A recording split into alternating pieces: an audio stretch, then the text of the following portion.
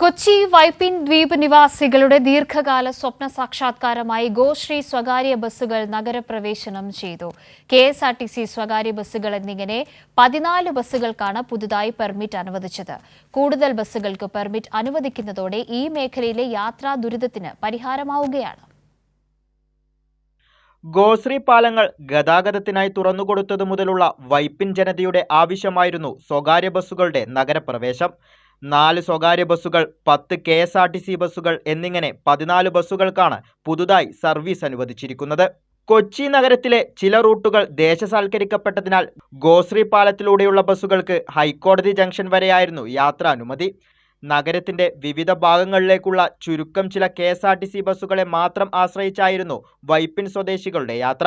ഇവരുടെ യാത്രാ ദുരിതത്തിനാണ് പരിഹാരം കണ്ടിരിക്കുന്നത്.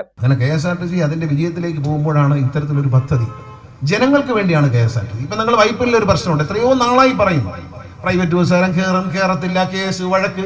MLA തന്നെ തലയിൽ കൈവച്ചു, ഉദ്യോഗസ്ഥന്മാർ തലയിൽ RTO ചോദിച്ചപ്പോൾ RTO തലയിൽ കൈവച്ചു. ഇവരെ കൊണ്ട് രക്ഷയില്ല സാറേ, പറ്റത്തില്ല എന്ന് പറഞ്ഞു. അങ്ങനെയാണ് ഒരു തീരുമാനം എടുത്തു.